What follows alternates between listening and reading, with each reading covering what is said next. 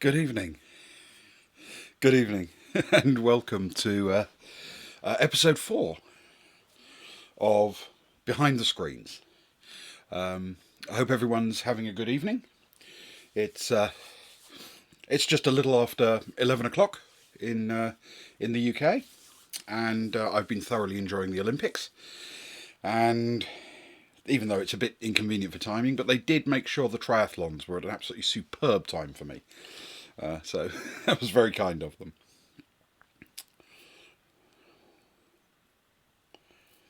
So, what have I got for you this evening? We're going to finish off the GMs Back Pocket,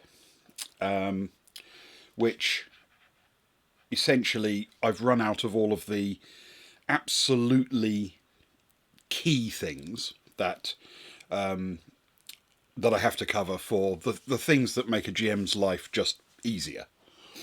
And there are, it turns out, only 3 episodes worth of that. I didn't know that, you understand, when I started, but it turns out there are only 3. So I've got just a couple more things to talk about on that tonight. This evening we're going to be covering how the world can be used to give you useful cues for when you're put on the spot, and the notion of maintaining a parallel life for your party. It's also the third and last part of the RPG storytelling series, which is kind of heavy. It's going to handle the way campaigns are structured. But don't panic too much, because all you really need to take from it is a couple of the terminology words that I'm going to be using. And the reason for doing that is because immediately afterwards, well, a few minutes afterwards, I'm going to start a completely new series under a different title, which will begin a worked example. So we'll actually go through and build a campaign from scratch. I'm going to be talking more about the ancient computer games that are out there, and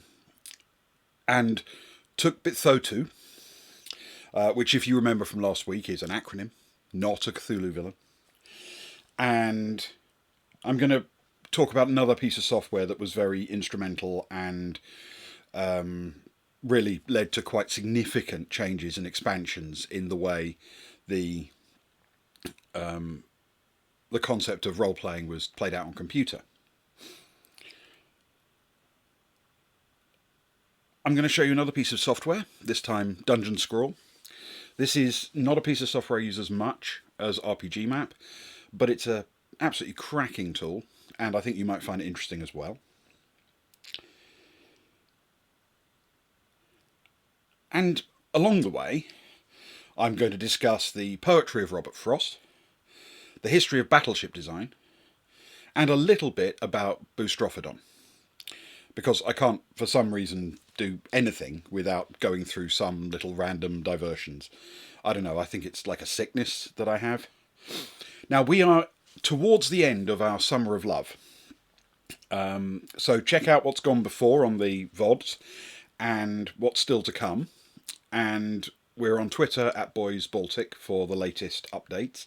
So on Thursday evening from 11, we are doing some Those Dark Places, which Luke is GMing for us, which is an enormous amount of fun. And we're looking forward to dying horribly on that. And then Friday, of course, will be our regular weekly Traveller game. And hopefully there will be some entertainment in that as well. Because I'm looking forward to we're coming to the end of one sort of phase of the game and moving into another. I don't know how far we'll get through, obviously, but I think there's a chance that we'll get into a new phase on Friday. We'll find out. It may be a week away.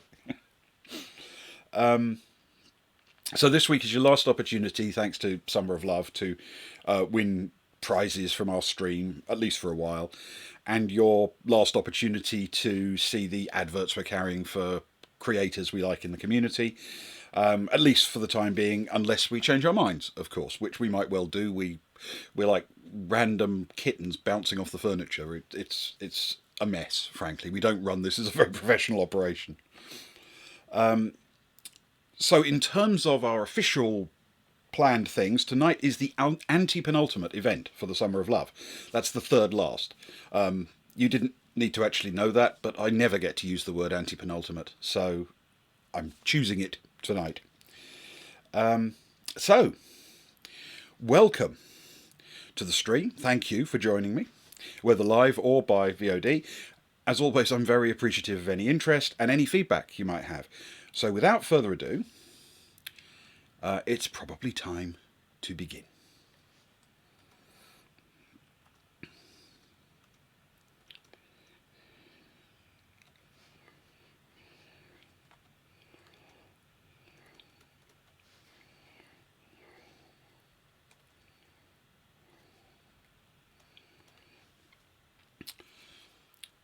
So, here we go. Part 3 of the things I think a GM has to have in their back pocket in order to make a game run smoothly. Or, obviously, it's not actually what a GM has to have, and everyone does it differently, and your way's probably better. But these are the things I do. We've actually covered the two main essentials already. The way I prepare a location in the game, and the way I control the pace, and even the direction as needed. But for this last part, I'm mainly going to be talking about things that I use but don't consider essential. Just really, really useful. The first is something I call the road less travelled. You might know the reference. It's from Robert Frost's poem. The poem is actually about an indecisive person who, confronted with a choice, and with no way to decide which option is better, knows that in the future, he will look back on his decision as the wrong one, no matter which decision he took. He will also assume, without any evidence whatsoever, that this is entirely his own fault and that most people would have chosen the other, superior route. In other words, the poem is about blaming yourself for making the wrong choice, even though there's no possible way you could have known it was the wrong choice at the time, and you actually have no evidence that it was the wrong choice to this day. Anyway, literature lesson over.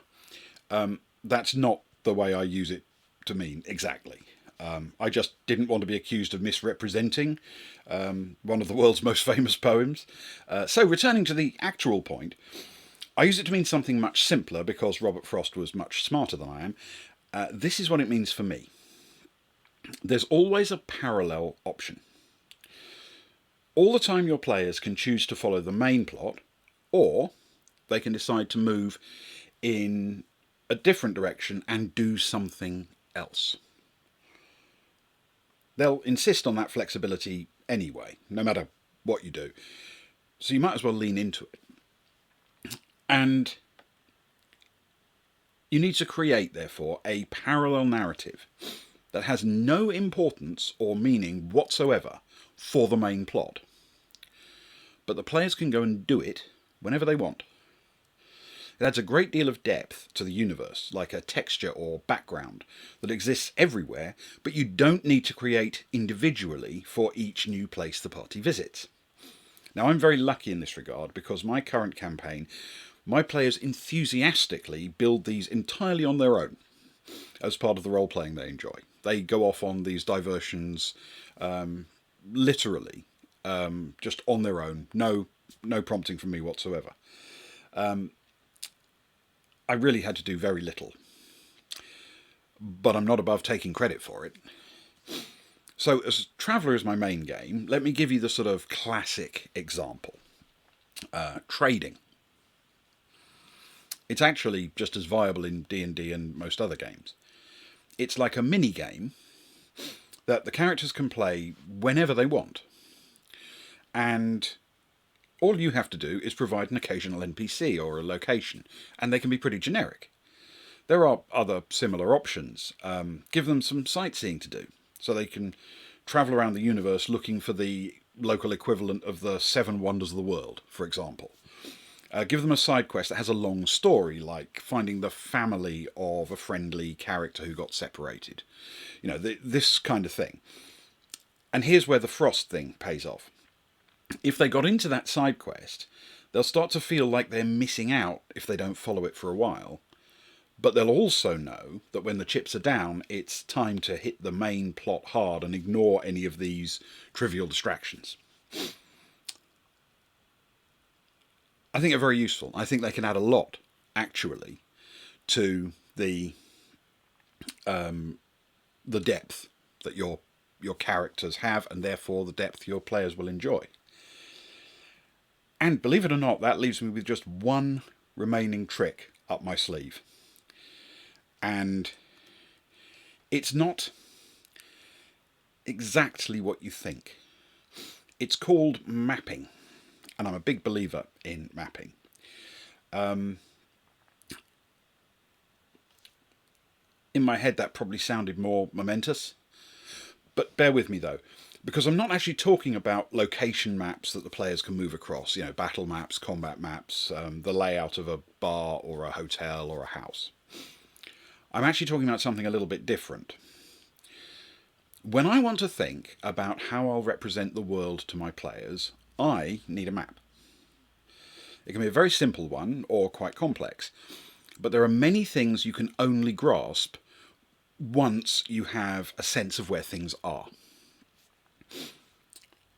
Now, cartographers, that is, people who make maps, often introduce a fair amount of geography into their maps, and I think you should do the same. I'm actually the founder and so far only member of the Society for the Abolition of Geography, which seems to attract very little interest from people. I don't know why. I'm opposed to geography as a subject in schools, you see, but only because it's sort of a random assortment of bits of other subjects, a bit of physics and volcanology and meteorology and some sociology and anthropology and politics, a smidgen of biology, history, and look, I'm sure you get the point.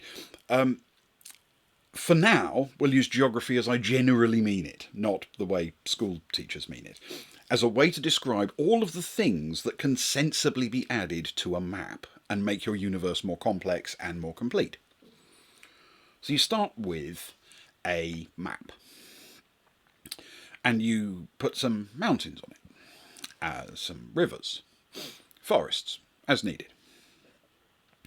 Then you put in some cities at sensible places, then dotted lines marking national boundaries or regional administrations, perhaps. You think about defending them and put in castles where you need them, or feeding them and work out where your main agriculture will go. So think about ports, shipyards, markets, and I'm sure you're following at this point. I always think it's worth doing because it immediately allows you to answer on the fly a huge number of questions you didn't know anyone was going to ask. You've got the names of major cities and an idea of how long it might take to get there. You know how close the party is to a defended border or a major trade route. You even know that the buildings in the city are likely made of stone rather than clay because, well, the city's in mountains rather than river valleys. You've got a fighting chance at the climate, which means a fighting chance at the architecture and even the type of clothing predominantly worn in the city. But best of all, you'll actually discover things yourself in the map that you didn't entirely expect. You'll be looking for a border town in the west and realise there's only one main crossing point over the river. Or you'll have drawn an isthmus that might have a fortified wall across it. Keep the map live and add anything you come up with on the spur of the moment during gameplay, because if you can fit it on the map and it makes sense there, then it makes sense in the game almost by definition. You can produce maps for your players that are based on parts of your main map, or are even complete representations of the information if you prefer. You could also let them make their own maps as they go, obviously, or make maps as props that they can find as they adventure, or purchase from a trade caravan, or a passing vendor or a market stall. Maps are a great visual aid, and that's true even if your game is almost exclusively described rather than played through as a grid on the tabletop. If you have a map and somebody asks you the question, how far are we from there, you can literally look at the map. And it's much easier than trying to plan how you're going to answer those questions in advance. Maps are in fact awesome. It's a thing I believe in. And you might find you love them too, if you haven't done this before. It's very, very clever stuff, maps. I wish I'd invented them. I imagine the royalties would be brilliant. And for now, at least, that's it for the GMs Back Pocket. Because I've essentially covered all the things I use to keep the game lively and give it depth as the players randomly bounce from one catastrophe to the next. I've also covered the things that I use to make it appear that the game has depth, without actually having to give it any. All of those things are fairly easy to do. They're mostly reusable, and help you avoid forcing your players down a particular path, which is an easy trap to fall into if you don't have some alternatives ready to go. And I promise you, nobody ever has all of the required alternatives ready to go.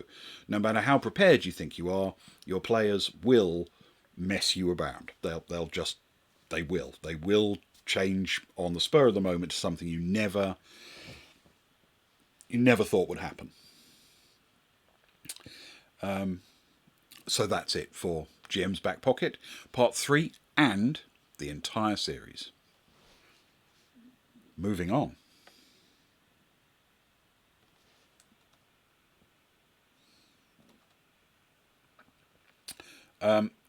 Yes, this is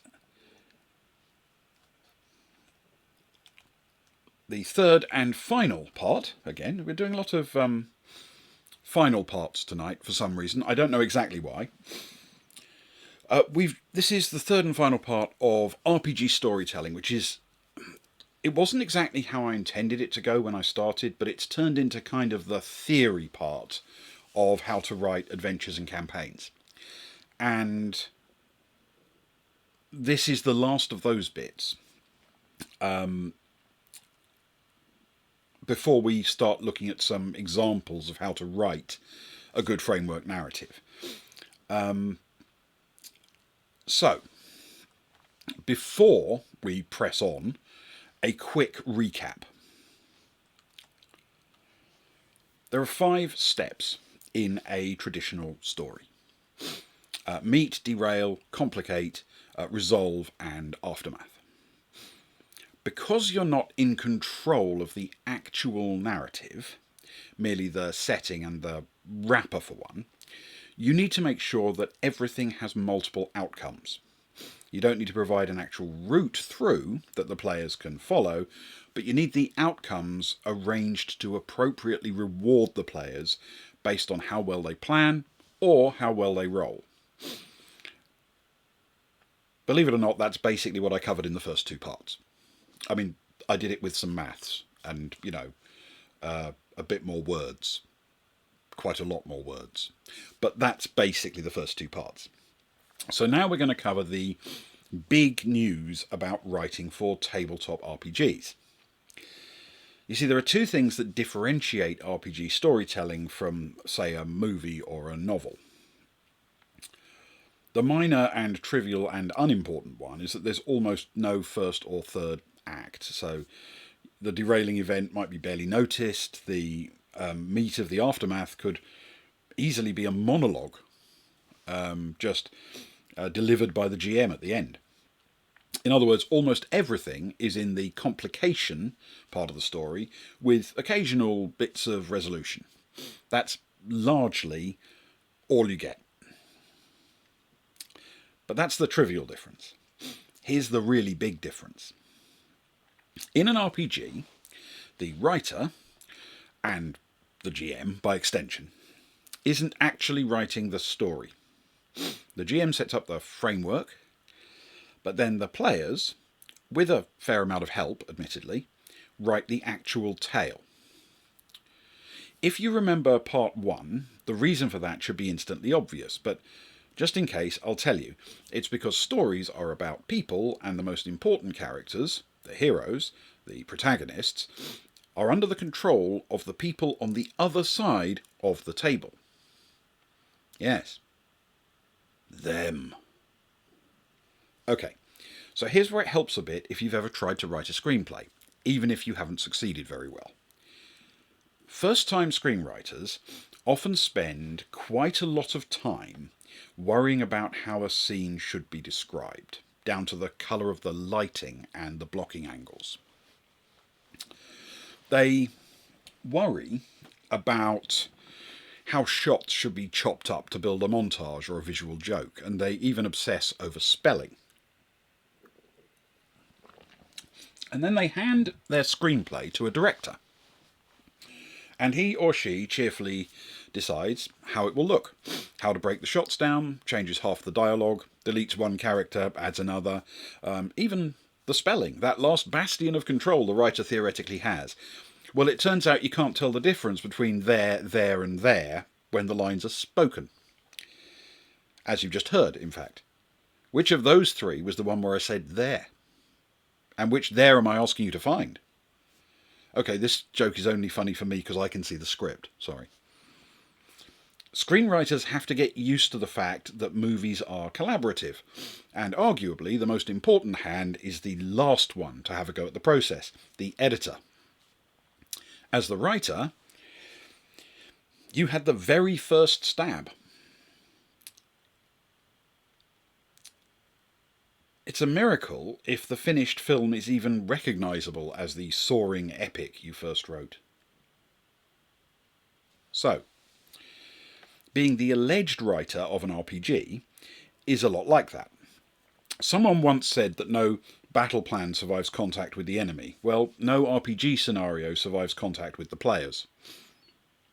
Okay, so enough messing around. Let's talk RPG storytelling, like I promised you 2 episodes ago. And that's where we'll stop for today. No, I'm kidding. Sorry, couldn't resist. That was my bad. So, this time, we're going to talk about the grand structure of an RPG adventure. This is the area that allows you to scale a story into an adventure and even into a campaign. We will eventually look at how each of the scenarios in an adventure can be individually built, but before we do that, we need to talk about Boostrophodon.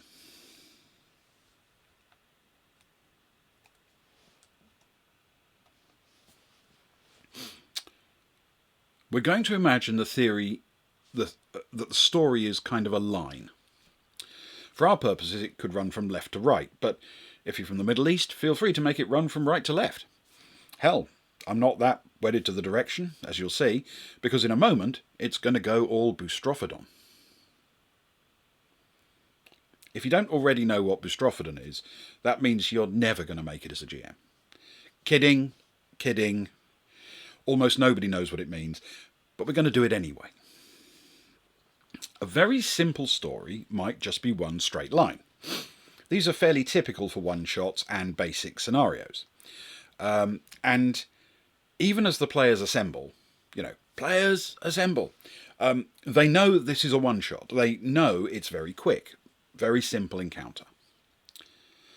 Maybe you're having a quick combat or trying to get a complicated trap or whatever. Anyway, simple line, simple story. I'm sure you get the idea. You're pretty smart after all. Actually, to be fair, I don't literally know that as a fact. The only thing I know about you is that you have excellent taste in your viewing habits. Excellent taste. So that single line works very well for quite a lot of storytelling. Not just short stories and other very abbreviated things, but also screenplays and novels. There are stories that don't work that way, however. And one example might be things like soap operas. You might think that a soap has multiple lines, and up to a point, it does. But actually there's very little going on in parallel. The conceit of a soap opera is that things happen in the order you see them. So ultimately the story just jumps between plot lines but remains sequential. Our imaginary line would now look a bit jagged as you jump from plot line to plot line, but nothing important ever happens on a plot line while we're somewhere else. So it's really just one narrative, broken into little scenes and interspersed with the bits of parallel stories. The actual difference with soaps isn't the narrative line itself, it's the absence of a proper finale at any point. Because it's a soap, it has to keep going. So usually you get moments of melodrama, but those simply act as feeders into the next plotline. That's something that does share some commonality with RPGs, but we'll worry about that after we cope with the proper narrative form and structure. So RPGs are plotted in Boustrophodon. I mean, they're not really, but go with the imagery. Boustrophodon simply means writing left to right on one line, and then right to left on the next, and then left to right again, and so on. It's a way of saving you the enormous amount of energy and time it takes to flick your view back to the beginning of the next line, because the beginning of the next line is right underneath the end of the last line. Boustrophodon is sometimes found in some ancient languages, as people experimented with interesting ways to write things down, and like many ancient experiments, nobody does it that way anymore. Like the way ancient Greece tried democracy, discovered it didn't really work, and it's never been seen since. Never been seen since. Never. So, okay, Boustrophodon is a bit of a silly way to write text, but it's a very good way to visualise RPG narrative. And I'll explain why. Imagine we have a narrative that's a straight line, only we fold it into Boustrophodon. And yes, I'm going to keep using that word because I like it. Why do this? Well, it's just a way to see the story depicted in a simple way. The narrative follows this line, only, unlike other forms of storytelling, you don't get to tell the tale exactly the way you want, so ready for it, the Boustrophodon isn't actually the plot at all, it's just the subsequent narrative, it's the way it actually played out. The actual real narrative runs vertically, straight down the middle, top to bottom, cutting through all of those lines. All those curves and diversions are optional things that the players might need to do or might choose to do. And here's the secret, whatever they're doing at a given moment, stuff's happening without them as well. It's actually a parallel narrative, exactly the way soap operas aren't. So, at those crossover points, we would find the major events in the narrative. They're the touch points that tell the underlying story. You can't get to the next bit of the narrative without passing them. So you can think of them as the core of the plot. For reasons that will become clear, I call them gates.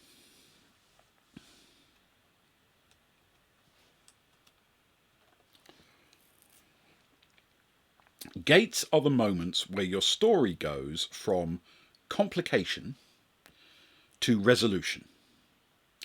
Each and every one of them is an opportunity for triumph or disaster. I'm so tempted to talk about Kipling right now, but I've already done Frost tonight, so it might be a bit much. The other thing to remember is that the horizontal lines can be shorter or longer depending on the choices the players make. They can shortcut those processes, take a shortcut across, do whatever they choose to do with that specific element. And that's the player's job, to actually cut their way through those bits of narrative, the actual boustrophodon bit, rather than the vertical stripe. That's why the players are there in the first place. If you try writing that bit, you'll be violating the rules laid down by the Players' Union, I'm sure, and you'll have to cross picket lines to get to your virtual tabletop. We get to the challenge, and then we create a selection of results that are accessible. We can tie some of those results to specific choices, like a piece of information that can only be gained if the players befriend a specific NPC. Or we could have a grab bag of 5 pieces of information, and the players earn a selection based on their success. Some possible routes you will perhaps plan for. Others will be things the players will do that you've no warning about. But it doesn't matter how they navigate it or how meandering their path. Eventually they find themselves on the bottom part of that segment, so to speak, and as if by magic, they zip along it to the next gate. So there are 2 things to bear in mind about gates.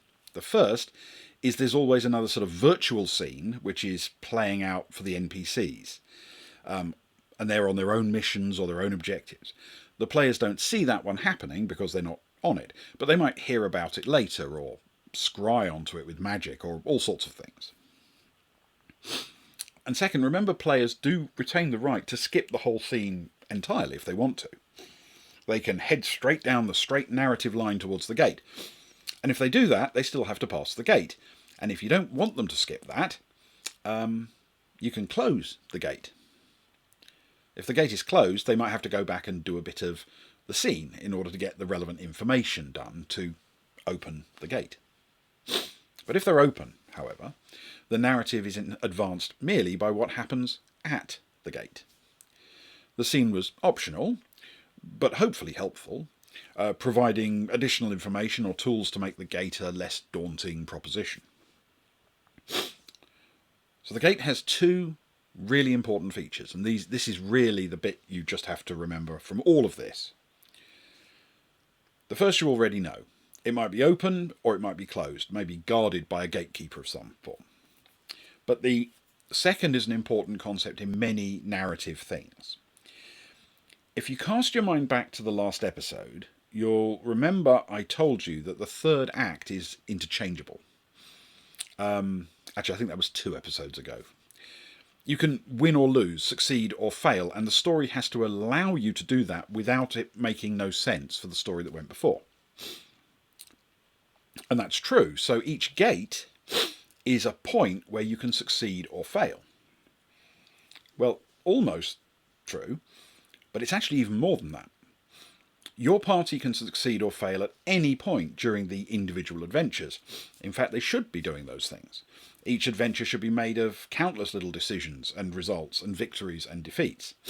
In reality, most of those won't be all that consequential, for the main plot at least, because not everything hinges on that same axis. But at a gate, things are different. Remember there's that virtual adventure that the rest of the universe is having while your party is having the actual adventure in your epic campaign. What you notice about gates is that both sides pass through the same gate, logically speaking. Your opponents might have faced all sorts of challenges in their own virtual adventures, much as your party has faced countless challenges in its. What makes the gate special is that the party and the opposition must both pass through the same gate and often at the same time. It's often a place where you can come in direct conflict with the opposition. But even that's not the whole story. If the party gets through first, or better, then this has a major impact on the opponents. That, at the end of the campaign, it will be the final third act and everything will be at stake. But then ultimate victory is just one encounter away, perhaps. But even earlier in the campaign, it must be important when you're at a gate.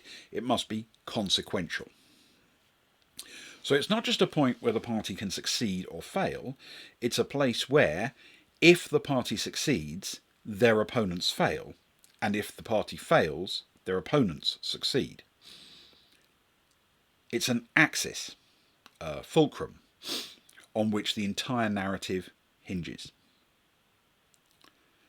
So here's the last thing to say about gates. As the stakes grow greater, these gates will be obvious to the players. They'll understand the importance of them before they reach them. But right at the beginning, they might not know enough of the plot to realise how important something was. A character they ignored, a side quest they skipped, a mission they failed. Now looking back, they see how important those really were. And that's essentially it for this. Now we've got the common terminology and a basic understanding of how stories are told in RPGs, and we can begin to build an adventure. And in fact, the theory stuff has become quite complicated. So I think it's going to be easier to do an example or two. Now we know the terminology I'm planning to use, and today's keyword, remember, is gates. And for purely organisational reasons, this is where I therefore end RPG storytelling, and begin a new series called RPG Adventures from Scratch, which will actually be the worked example part. And the two series are literally connected, as will become abundantly clear very soon. But as we're now doing something more practical, I'm going to put up a new title card and begin working on an example under a new title.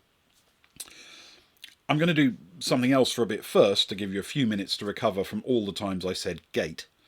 But the first part of RPG Adventures from Scratch is coming up in this behind the screens, so you don't have long to wait.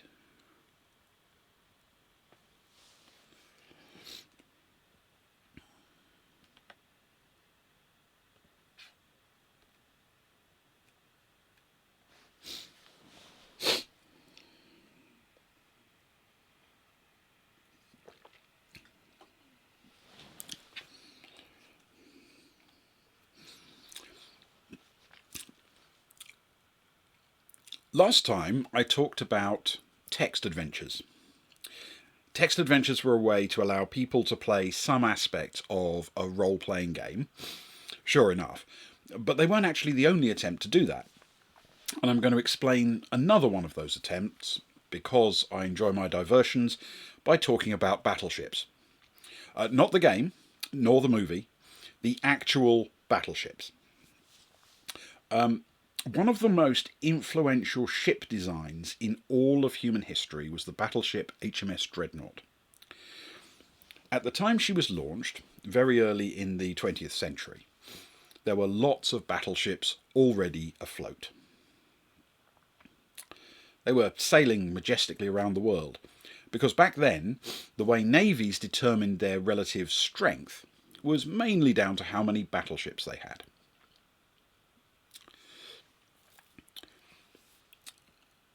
One day, in 1906, the Royal Navy launched HMS Dreadnought, and overnight, every other battleship afloat became instantly obsolete.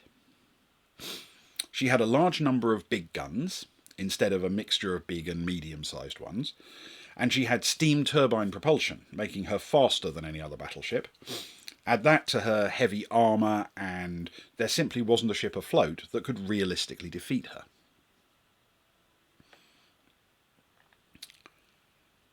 Anyway, her influence in the real world can be easily identified by the simple fact that the battleships that came after HMS Dreadnought, ones built to a similar design, became known as dreadnoughts.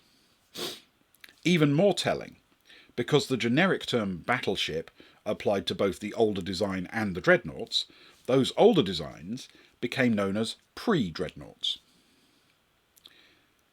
I'm sure this history lesson is exactly what you were expecting when you find here, but there is a reason for this story. One of the most influential computer games ever written was called Rogue. Surprisingly few people have actually heard of it these days, but it was so influential that it, like HMS Dreadnought, spawned a huge number of imitators. And these imitators became known as roguelike games. Rogue was a game where you controlled a sprite, actually a single text character, a tiny little character on screen, and moved through a random map facing monsters. The map, the character, the monsters, everything was represented by a single text character from the ASCII set.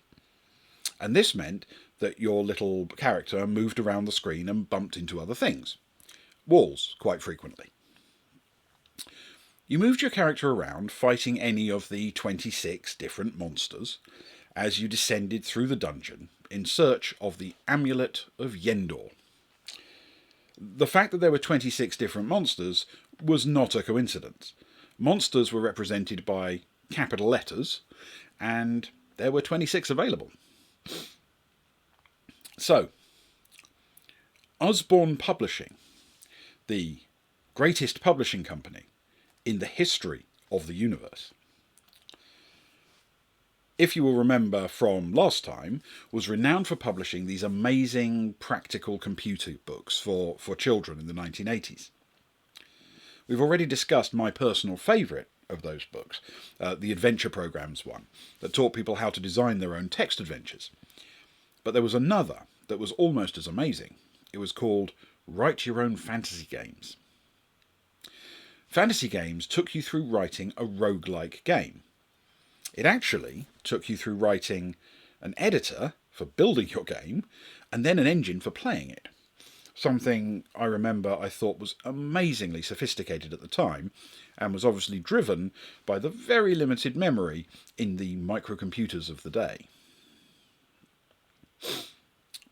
The reason, and feel free to disagree, that I think this was slightly less inspiring than the Adventure Programs book, is simply because there are fewer ways to make a roguelike different.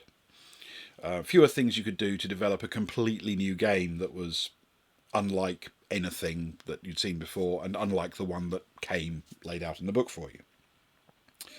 But it still had the inevitable Usborne strengths. The way the game was designed was explained in great detail and with vivid pictures. The basic code in the book was elaborately explained and annotated. Rogue and its derivatives are largely forgotten now, but their legacy can be seen in countless modern games. Over time, games like Ultima and Eye of the Beholder would dramatically improve the graphics, the combat system, and introduce fully fledged character development. But even in 1980, Rogue allowed you to carry an inventory of potions and other items to make your journey more survivable. So, if you're interested in how these games were written, or even if you're interested in having a go yourself, those original books are available for free as PDFs from Usborne at usborne.com.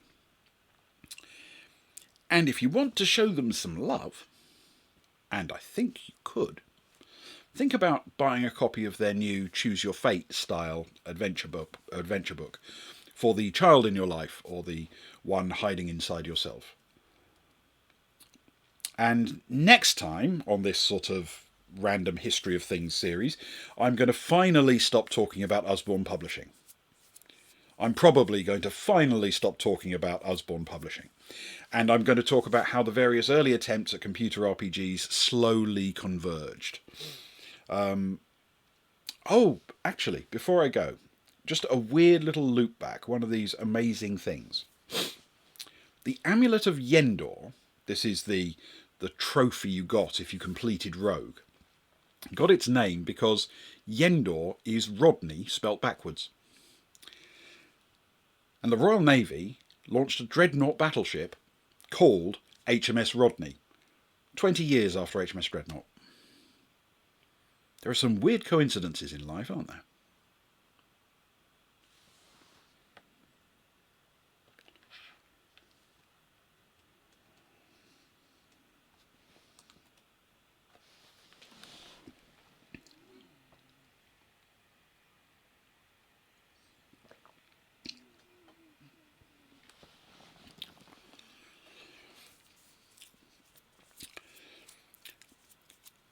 Welcome to the new series of RPG adventures from scratch.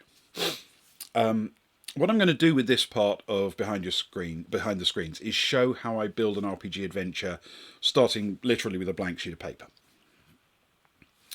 And this series is a direct follow-on from the RPG storytelling series, and essentially that means it will use the same terminology. It's not essential that you start there, because hopefully the process should become clear enough anyway. But if you're interested, you know where to find them.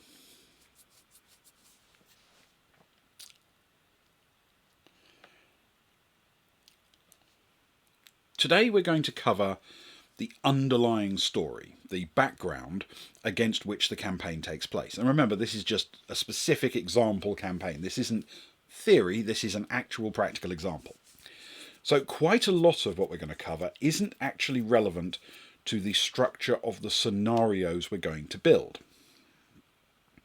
But it's important to discuss it because what this amounts to is the GM's information for the campaign.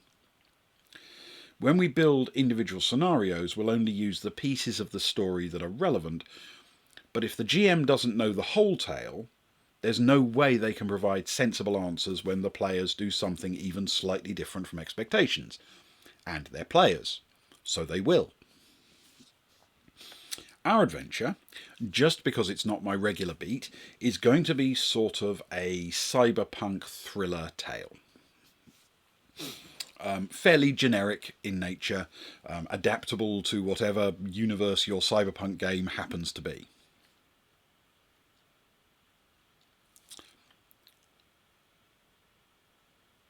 The process we're going to follow is exactly the same for any RPG scenario. So you can follow the same steps to make a perfect adventure for your party to explore in any environment. In fact, if this goes well, I'll probably do one set in Greek mythology or something just to show how the same steps are used. But let's do just one to start with. All right? Now we've sort of begun from some basic concepts and built up to a massive campaign thing when we did the theory side. But we're actually going to go in reverse when we build our adventure. So, a quick user's guide to this step-by-step process. If you're writing a single encounter or a short module to be dropped into an existing campaign or a larger scale adventure, then you can essentially skip ahead. And I mean potentially a couple of weeks ahead, to the point where I discuss those parts of the process. I'm not actually telling you to stop watching, of course. I would never do that. But to provide a framework, we're going to begin with some of the grander scale stuff. And we're going to begin with this huge tale that we're going to cover. It's not that big a tale, actually, because our finished campaign is going to be short, of course, to make it easier to describe. Just 2 gates. Remember gates? Good. 2 resolution moments. It needs to have 2 so you can sort of see the difference between an intermediate one and the sort of final one. But if you added additional gates, and clearly you could, they would just be more intermediate ones rather than the very end of the tale. So we only need 2 to cover everything we need. So, anywho, we've got a setting. Vaguely. It's cyberpunk-ish. And we now need a backstory of some sort. And I'm going to tell you a tale of bioterrorism for this backstory. Much of the focus of this is going to be a corporation that we're going to call Intron. Now, we're calling them Intron because they do genetic manipulation. Intron has been looking for new markets for its skilled scientists to exploit, and they have started a project called Signagene.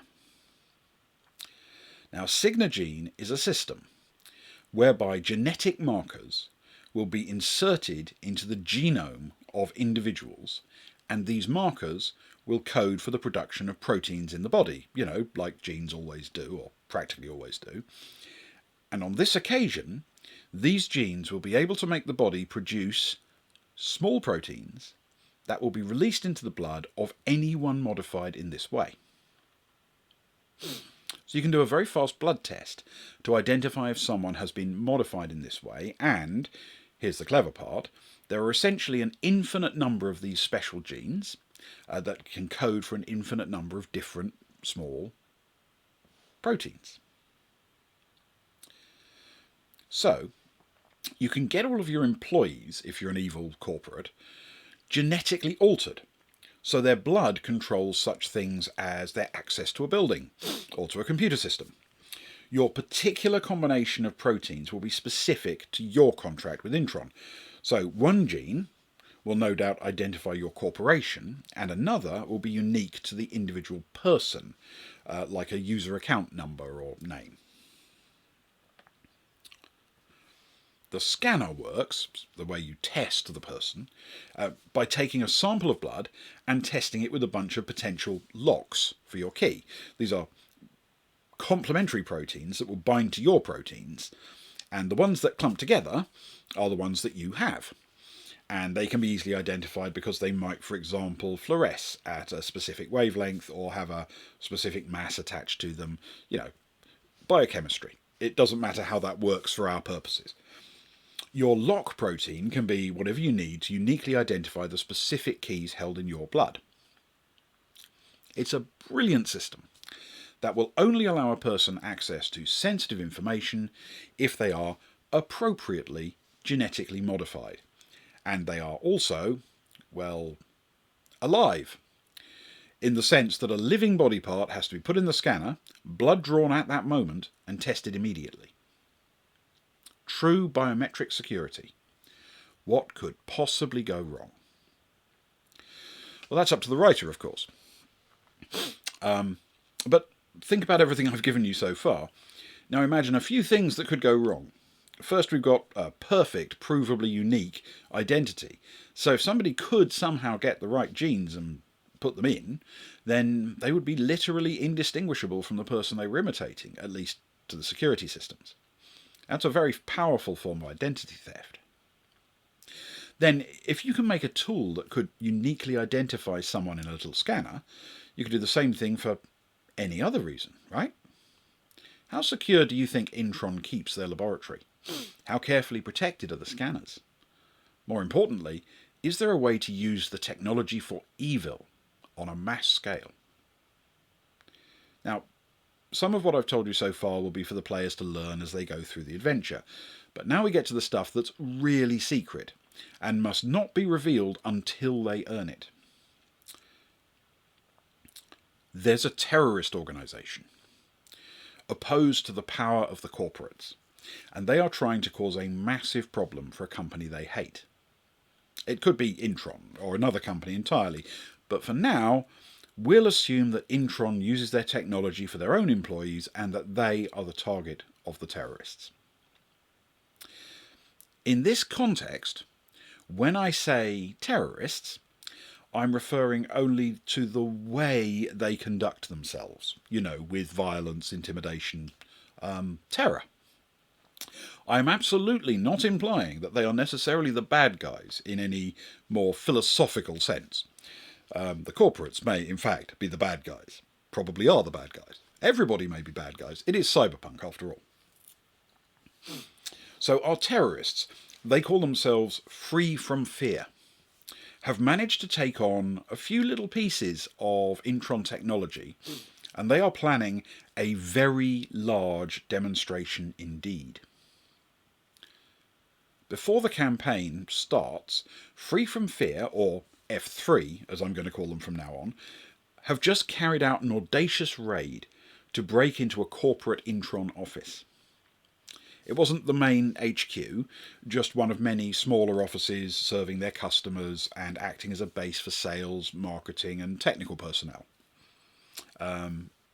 a minor peripheral part of corporate evil. Now, among the things they stole in this raid were a selection of readers that contained the relevant locks to identify Intron employees. They're planning to manufacture these locks in large quantities by copying the proteins in the readers, but simultaneously they're planning a demonstration of their capability by introducing the protein locks into Intron employees as a weapon. So, essentially, the proteins can be introduced in a number of ways. In this case, in water. The proteins are so tiny, they can cross through the lungs if inhaled. So they're misted into an environment. If you did that, then people will breathe them in and they'll get into the blood. Now, if the locks are inhaled, they'll begin binding to the keys. So if you have the relevant key, they'll form larger and larger clumps of protein in the blood, killing the poor Intron employee because you're using the Intron lock. Anyone who's not an Intron employee won't have the Intron key in their blood and they'll be just fine. Completely safe. They aren't producing the relevant keys genetically. And remember, the interaction between the locks and keys was intended to only take place in the reader, not in the body of the person. It was supposed to be a drop of blood that would then be tested in the reader itself. So, there is a huge trade fair and conference coming up in a hotel complex. Intron employees will be there in great numbers. Introducing the spray in the air will kill only Intron people, leaving everyone else unharmed. In this way, F3 plans to demonstrate their lethal capabilities, cause loss to Intron, not only by killing some of their employees, but also proving the risks inherent in their technology, possibly tanking their share price, and maybe offering the underlying technology of how to kill these people up for sale to the highest bidder, if they can get a large enough reaction to their killing spree.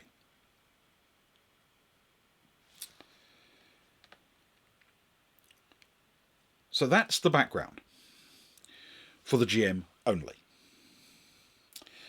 Now, our players effectively have two targets, just based on the plot that I've given you. They're related but independent. They've got to shut down the F3 facility that is manufacturing the protein locks and therefore making future attacks possible.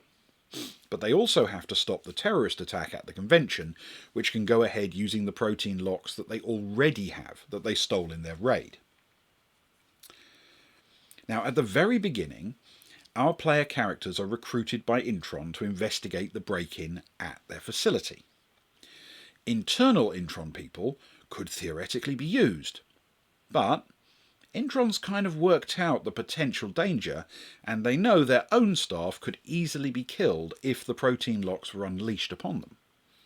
It would be very dangerous potentially for Intron staff to go hunting these people, because any puff of wind could carry death in it, and only for them. So they need a group of outsiders. They need our players. So now the background is essentially written, and the campaign is going to take them through two scenarios with interlocking objectives. First, they will follow the clues to find the secret F3 facility and maybe destroy it. While there, they may learn of the planned convention attack, and it will be thwarting of that which acts as the final objective of the campaign. Of course, they might decide to take the technology for themselves and let the attack go ahead as a showcase of it.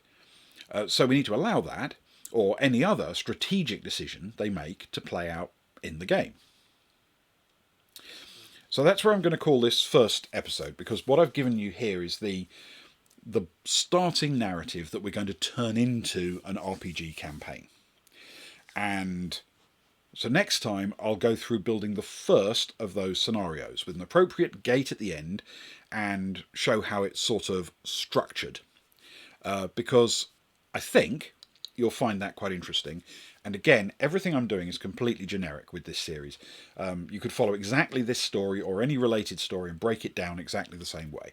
I just needed to give you the full background for the GM's copy, and then we can see at the end how much of that actually makes it into the clues we give the players and how they learn different parts of the story as they go. So hopefully that will be fun. It's probably my fault if it isn't, so blame me.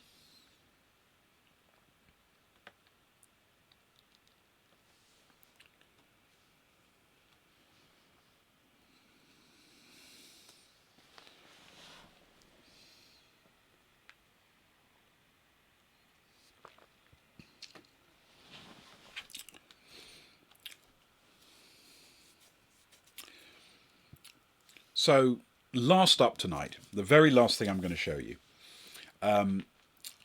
Last time, it was more than a week ago, I showed you Deep Night RPG Map, which is the external tool I use more than any other for actual graphics work, because I can't do graphics. And I can't ask someone to do graphics because the person I know who does graphics is my player, Luke. And if I ask him to do maps for me, then it will kind of give away things that I don't want him to know at the time. So I rely on things like Deep Night to actually handle the mapping and make me look vastly better than I am at this stuff. But this time I'm going to show you another tool that I use. Now, I don't use this anywhere near as much, but I think it's absolutely brilliant, and I think there is a fighting chance you will as well. It's called Dungeon Scrawl, which is both a brilliant name and quite misleading, especially when you also know about RPG Map.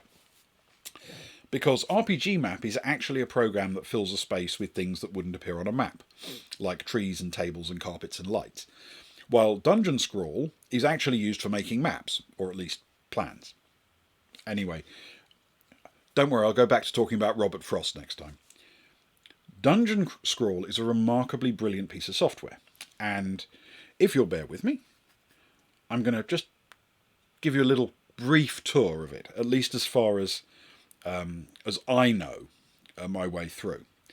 Because the simple reality is, this is an area in which I am far from expert.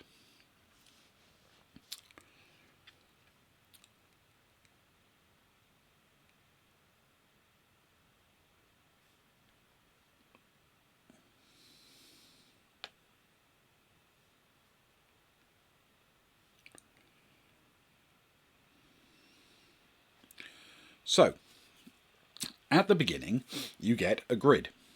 I know it's very traditional that way, but it's an excellent, excellent thing, and it's a very nice looking grid, and there are ways you can make it even nicer still.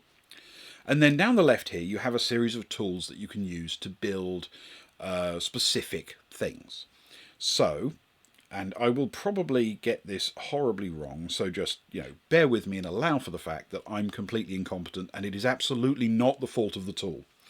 I'm going to select an octagon for our purpose, and I'm going to draw it out over here on the map. Okay, in fact, we'll make it even bigger than that. There we go. So that's an octagon. And how cool does that look? The actual graphics, the way it's laid out, it looks brilliant. It looks like it's hand-drawn and, crafted and all sorts of things that it, isn't. Brilliant stuff. Okay, now you can create, conveniently, any angles you like. It'll do hexagons, it'll do whatever number of sides you want, including, and I have to say this is a huge advantage if you're used to RPG Map, it can even do curves. So we'll come to that in a second, but let's start by doing... That's not right, is it? Let's try this. How's that? How's this going to look? Perfect. Okay, and then let's try and put in a nice circle. Let's make it there, I think. like that.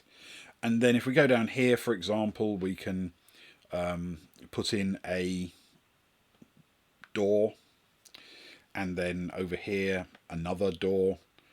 And well, I'm sure you're seeing the point here. Essentially, you can use it to build any kind of map you want. It can be arranged any way you like, and it's fairly quick and easy to use.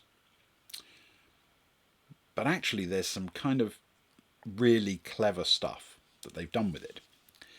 And in case you're wondering how much use I could possibly get out of a system like this if you play Traveller, let me show you.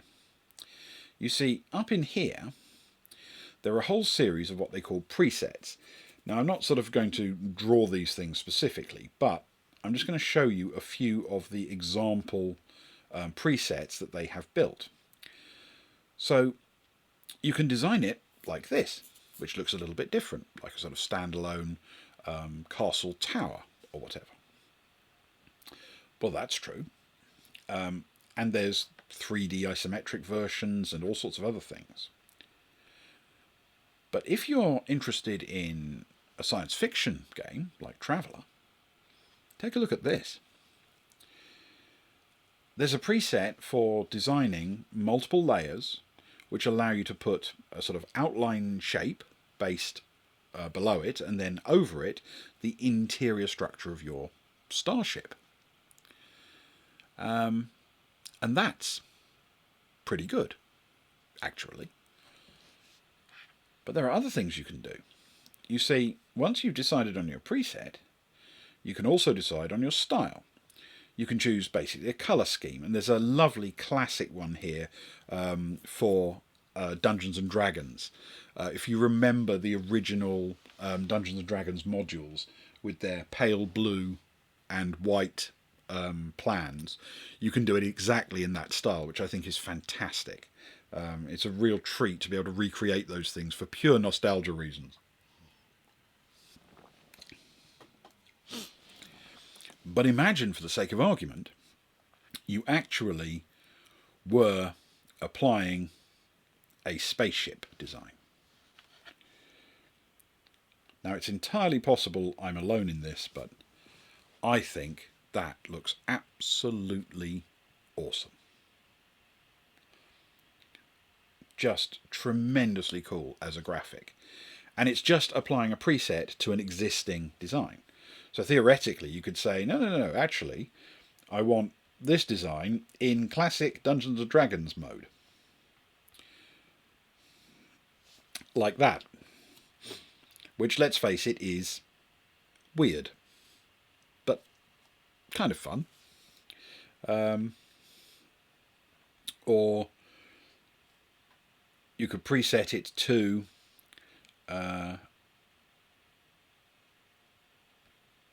make it look like it's all supposed to be tunnels.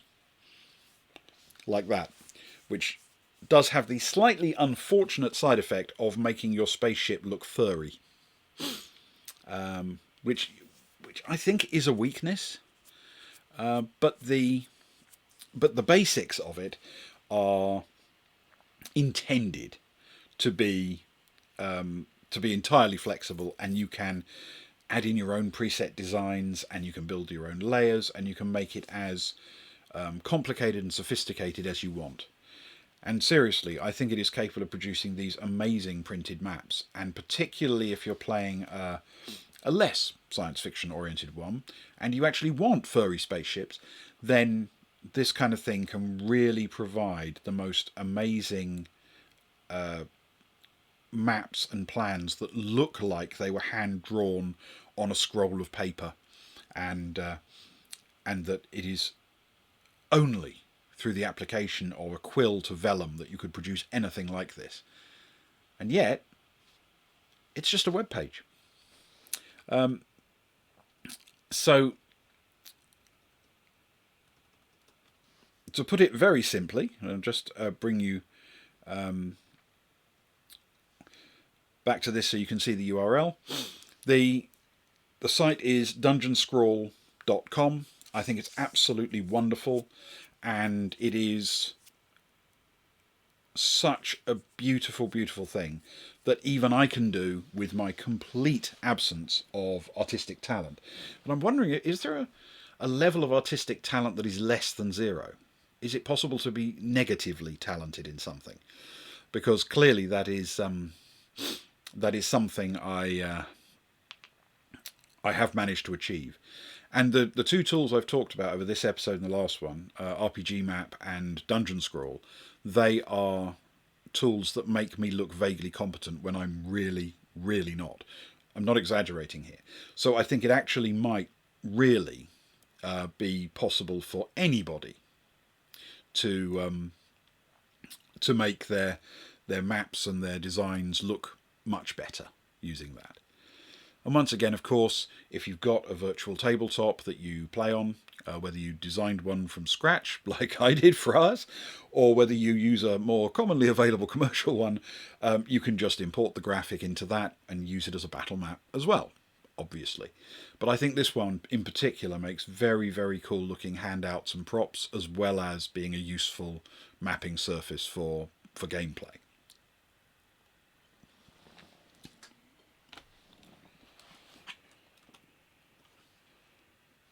And that is where I will end tonight's episode of Behind the Screens. Partly because after I finish these, Luke always has to eventually chop them up into VOD segments, and apparently this is a non-trivial process.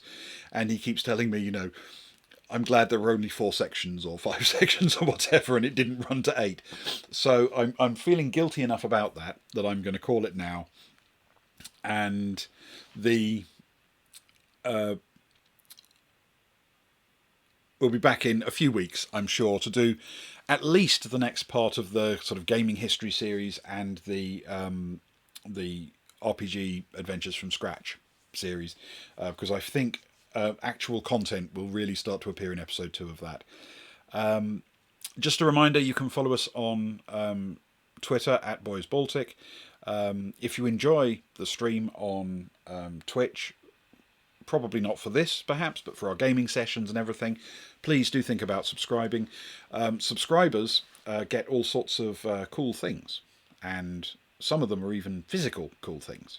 And I got my first pack of those cool things when I hit my 3-month subscription, and they are very, very fun. We are right at the back end of our Summer of Love, remember. We've still got a few things to go for that. So the next thing we're planning to stream is Those Dark Places on Thursday night UK time at 11 o'clock. And then you can join us every Friday night at 10:30 UK time for our ongoing Traveller campaign.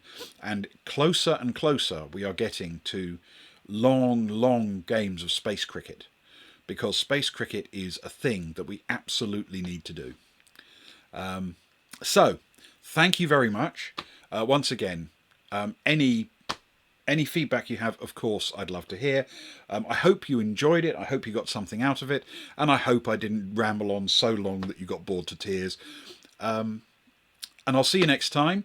If I don't see you on Thursday or Friday or any other Friday or Thursday going forward, because we pretty much stream Thursdays and Fridays fairly consistently. Thank you very much for your time. I really appreciate it, and good night.